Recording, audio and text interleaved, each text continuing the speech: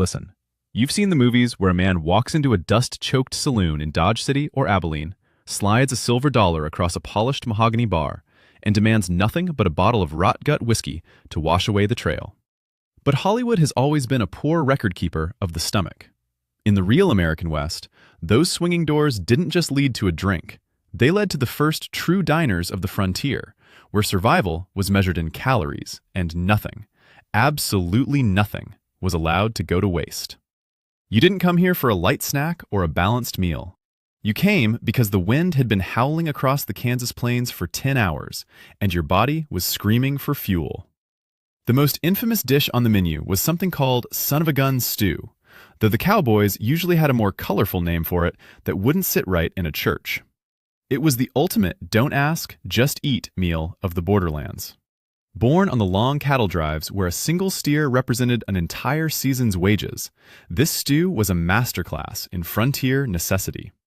When a cow was slaughtered on the move, the fine cuts went to the bosses or the markets, leaving the vaqueros with the heart, the liver, the marrow, the brains, and the sweetbreads. Everything went into a heavy cast-iron pot, simmered into a thick, spicy gravy with wild onions and whatever potatoes hadn't rotted in the wagon. It was a rite of passage. In places like Texas and Wyoming, a man's grit wasn't measured by how fast he could draw his colt, but by whether he could finish a steaming bowl of offal and marrow without flinching. It was cheap, it was heavy, and it was the difference between making it to the next railhead or collapsing in the dirt. Long before the modern American diner served up stacks of fluffy, syrup-drenched pancakes, the men working the range survived on sourdough flapjacks. These weren't the delicate treats of a Sunday morning. They were elastic, sour, and dense slabs of fermented dough fried in a pool of rendered bacon fat until the edges were as crisp as a new banknote. A trail cook's sourdough starter was more valuable than his life, often carried in a ceramic crock or a tin tucked deep into the saddlebags to keep it from freezing during those brutal nights in the high desert. This wild yeast was a living history of the trail, some starters surviving for decades as they were fed flour and water across state lines from Missouri to Oregon. In the saloons, these flapjacks were known as sinkers because they hit the bottom of a hungry stomach like a lead weight, providing the slow-burning carbohydrates needed for a 10-mile ride in the biting cold. They were served with a heavy pour of molasses, or, if a man was lucky and the railroad had recently passed through, perhaps some canned fruit.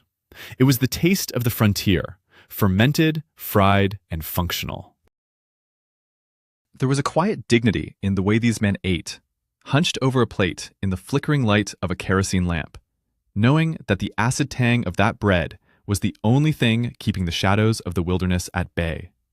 This was the foundation of the American working-class table, built on the back of iron skillets and the relentless pursuit of one more day on the job.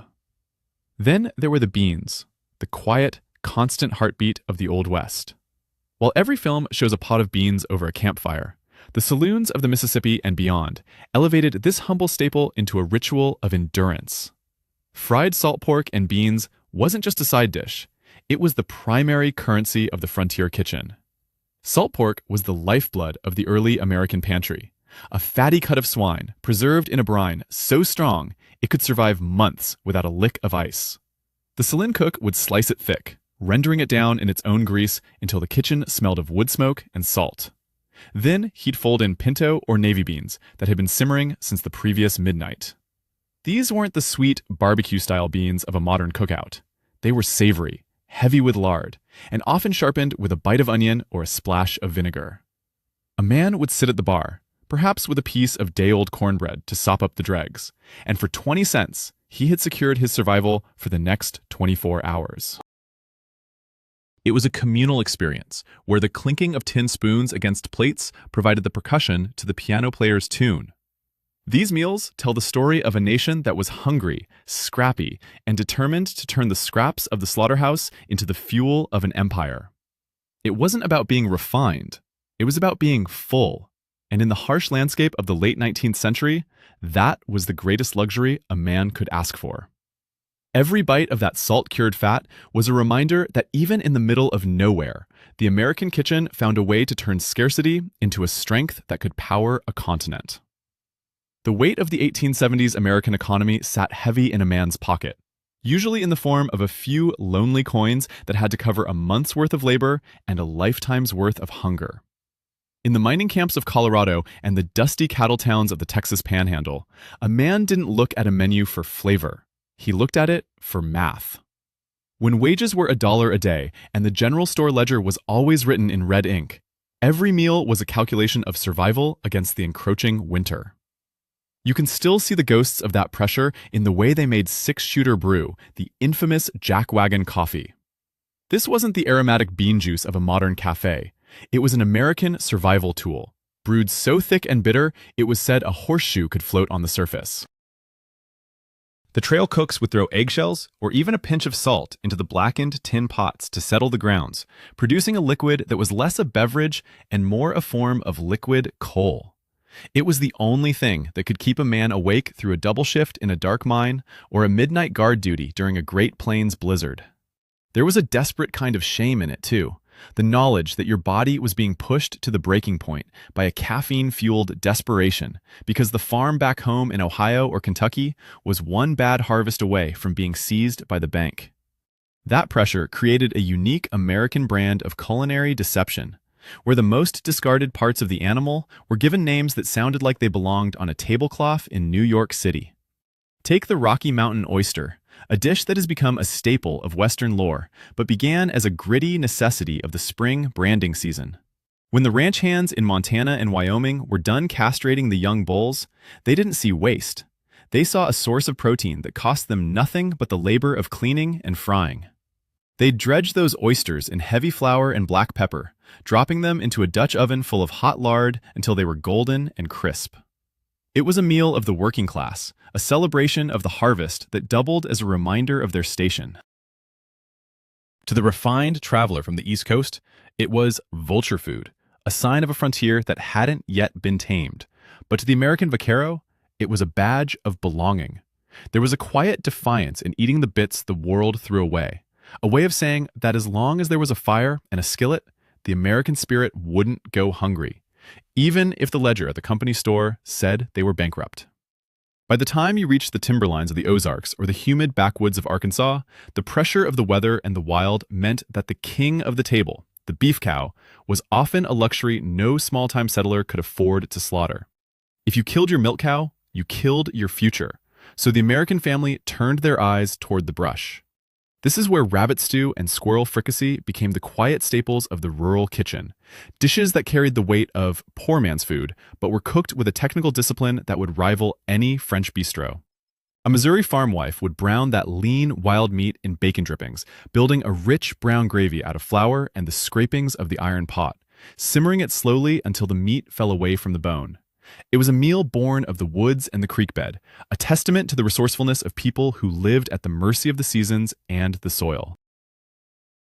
They didn't talk about the shame of eating varmint at the church basement suppers. They talked about the tenderness of the gravy and the strength it gave them to clear another acre of stubborn American timber. This was the true cost of the frontier. A constant gnawing pressure to find a meal where none existed, and the iron-willed creativity to make it taste like home. The construction of a frontier meal was less about following a delicate recipe and more about a brutal cast-iron discipline that turned survival into a science. To understand the American table of the 1800s, you have to understand the scald. When a cook in the Appalachian foothills or out on the Kansas prairie made corn dodgers, they weren't just mixing dough. They were performing a fundamental trick of frontier physics. They'd take stone-ground cornmeal, the rough, gritty heart of the American harvest, and hit it with a stream of whistling hot, boiling water. This wasn't for texture. It was to gelatinize the starches, turning a pile of dry grain into a pliable, hand-molded dough that could withstand the intense, direct heat of a greased skillet. These weren't biscuits in any soft, modern sense. They were dense, oval-shaped fuel pods, hand-pressed so you could often see the cook's fingerprints seared into the crust. They were fried in a deep pool of lard until the outside formed a golden, protective shell, making them hard enough to be tossed into a saddlebag for a 3-day ride without crumbling into dust.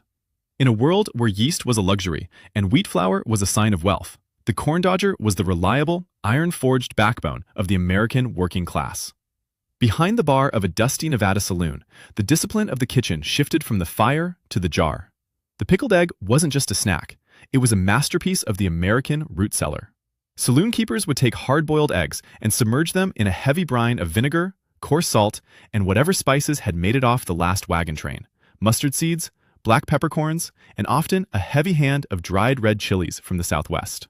This wasn't about flavor alone. It was about the chemistry of preservation. In the heat of a Texas summer, an egg was a liability, but a pickled egg was a permanent asset. The brine would penetrate deep into the yolk, turning it firm and tangy, while the vinegar acted as a barrier against the rot.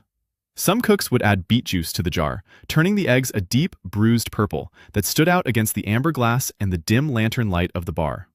It was a protein-heavy insurance policy for the man who had spent his last nickel on a shot of rye and needed something to stay upright.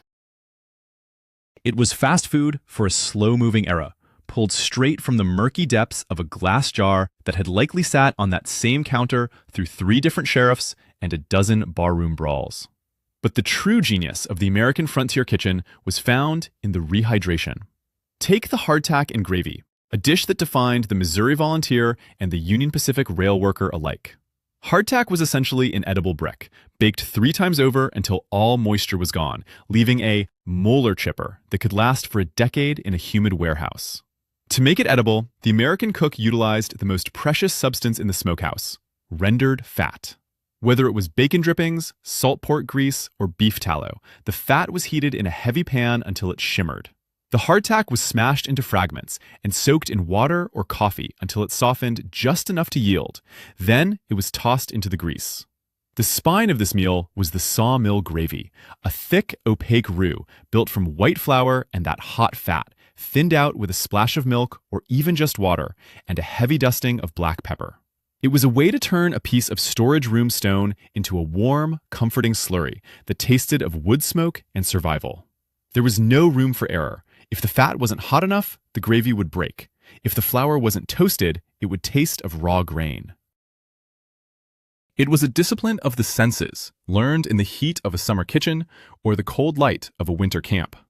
Finally, there was the hump roast of the American buffalo, a dish that required the patient discipline of the Dutch oven. Before the cattle ranches of Texas fully replaced the wild herds, the buffalo was the ultimate status meal of the railhead. The hump was the most prized cut, a massive, muscular mound of meat that was notoriously tough if handled poorly. The frontier trick was the smother. A cook would sear the meat in a deep iron pot, then surround it with wild onions, a few precious potatoes, and enough water to reach halfway up the roast. The lid was clamped down tight and buried under a layer of glowing coals. For 6, 8, sometimes 10 hours, the meat was subjected to a low, constant pressure that broke down the heavy connective tissues into a rich, gelatinous gravy. When the lid was finally lifted in the flickering light of a frontier evening, the meat didn't just fall apart, it dissolved. It was a meal that represented the transition of the American West. The wild game of the plains met with the industrial iron and the slow, steady patience of the settler's hearth. This was the discipline of the American table, the ability to wait, to preserve, and to turn the hardest parts of the land into the softest memories of home. The history of the American table is written in grease and steam, but the authors are almost always anonymous. We remember the names of the outlaws who robbed the Union Pacific, but we've forgotten the names of the cookies who kept the railroad crews from starving in the high Sierras. The credit for the great American culinary evolution usually goes to the fancy hotel chefs in New York or New Orleans, but the real innovation happened in the dim, cramped kitchens of Missouri saloons and the drafty lean-tos of the Appalachian frontier. Take the cathead biscuit, that massive, fluffy, ragged-top staple of the American South. No one signed their name to the first recipe. It was perfected by nameless women in rural kitchens who had to stretch a small bag of flour to feed 10 hungry farmhands. When you pair those biscuits with a deep pool of dark molasses, you're looking at the true fuel of the southern timber camps. It was a dish of pure, unadulterated energy, a way to turn a few cents of sugar and grain into 14 hours of back-breaking labor. The record keepers might call it a simple food, but the memory of it is woven into the very fabric of the American working class. a sweet, sticky reminder of a time when the only thing more valuable than gold was a full stomach at sunrise. In the mid-sized saloons of St. Louis or the livestock hubs of San Antonio, there was a dish that occupied a strange, blurred space between high-class delicacy and low-rent survival: fried calf brains. Today, it's the kind of item that draws a shudder, but in the late 1800s, it was the poor man's foie gras. The technique was often brought over by German and French immigrants, but it was quickly Americanized in the heat of the frontier skillet. The credit for this dish is often erased because it fell out of fashion, hidden away as a shameful remnant of poverty. But for the vaquero or the dock worker, it was a masterclass in texture, creamy, rich, and velvet soft on the inside, encased in a shattering, pepper-flecked crust of cornmeal and flour. It was served alongside eggs for a breakfast that could sustain a man through a branding session in the Texas heat or a shift in an Ohio steel mill. It wasn't gross-out food to them. It was a testament to the American ethos of respect for the animal. To waste the brains was to waste the spirit of the beast that fed you. It was a dish of the people, recorded only in the memories of those who knew that the best flavor often hides in the parts the wealthy are too proud to touch. Then there is the game jerky, the ultimate American power bar that bridged the gap between the indigenous past and the pioneer future. While history books often credit mountain men like Jim Bridger or the explorers of the Lewis and Clark expedition with the discovery of portable trail food, the reality is a much older, deeper American record. The technique of salt curing and wood smoking thin strips of venison, elk, or antelope was a gift from the land itself, passed through the hands of native hunters to the wagon trains that rolled west. In the saloons of the Rocky Mountains, jerky wasn't just a snack, it was a currency. A man could trade a few strips of well-cured elk for a night's lodging or a fresh horse. The recipe was a silent one, passed down through observation. The way the smoke had to be low and constant, the way the salt had to be rubbed into every fiber of the muscle. This was a food of total autonomy. It didn't require a kitchen, a stove, or a refrigerator. It only required the wind, the sun, and the patience of a man who knew he might be 10 days away from his next hot meal. It is a dish that refuses to be erased, a tough, fibrous survivor of a time when the American wilderness was a place of both absolute danger and absolute abundance. We have a habit of sanitizing our history, of scrubbing the strange meals off the record in favor of a more comfortable, uniform American identity. But when you look into the church basement ledgers or the old saloon accounts, you see the truth. Our ancestors were a scrappy, adventurous lot who ate with a fierce, localized pride. They didn't have cookbooks, they had heritage. They didn't have celebrities. They had the woman down the road who knew exactly how to season a rabbit stew, or the man at the end of the bar who could fry a trout so crisp you could eat the bones. This erasure of the individual cook is the great tragedy of American food, but the spirit of their work remains in every cast iron skillet that still sits on a modern stove. We are the inheritors of their hunger and their ingenuity. Every time we choose to remember these forgotten meals, we are giving a name back to the nameless, acknowledging that the American dream wasn't just built on grand ideas. It was built on the strength of a meal that could hold a man together when the rest of the world was falling apart. When the sun finally dipped below the jagged horizon of the Sangre de Cristo Mountains, or the flat, unending plains of Kansas, the American saloon underwent its final transformation of the day. The rowdy energy of the afternoon settled into a quiet, focused hunger. This was when the true heavy hitters of the frontier menu came out, the dishes that didn't just fill you up, but rebuilt you. In the borderlands of Texas and the dusty livestock hubs, that meant a bowl of red. This early American chili wasn't the bean-heavy, tomato-sweet soup you find in a modern grocery store. It was a dry, punishing, and deeply savory concentrate of beef, pinto beans, and hand-ground chilies. It was a dish that had no time for the frills of the East Coast. It was cooked in the rendered tallow of the very cattle the men had been driving for months, seasoned with wild garlic and the relentless heat of the sun. It was called the bull that bites back, and in a San Antonio plaza or a Cheyenne barroom, it was the ultimate test of a man's constitution. There was no social status in a bowl of chili. There was only the shared experience of the burn and the sweat, a culinary equalizer in a land that was still deciding what its laws were going to be. But for every bite of fire, the American kitchen offered a moment of grace. The bread pudding with whiskey sauce was the frontier's way of saying that nothing, not even a stale, rock-hard biscuit, was beyond redemption. This was the smart dessert, born from the remnants of the morning's baking, soaked in milk and sugar, and baked until it was a golden, custard-like pillow. The crowning glory was the sauce, a thick, buttery syrup spiked with a heavy pour of American rye or bourbon. It was a slow, thoughtful dish, usually saved for the end of a lucky week or a successful trade. For a man who had spent 14 nights sleeping on the hard ground of the trail, a spoonful of warm, whiskey-soaked pudding was more than just sugar. It was a reminder that civilization wasn't just buildings and banks. It was the ability to turn a scrap of bread into a gesture of kindness. It sat on the bar alongside the fried trout, pulled fresh from the ice-cold streams of the Rockies or the clear rivers of Missouri. That trout, dredged in coarse cornmeal and snapped into a pan of hot lard, was the taste of the land itself. It was the only dish that could compete with the heavy beef and pork of the plains, a crisp, silver-skinned luxury that tasted of the mountain air and the American wilderness before the fences went up.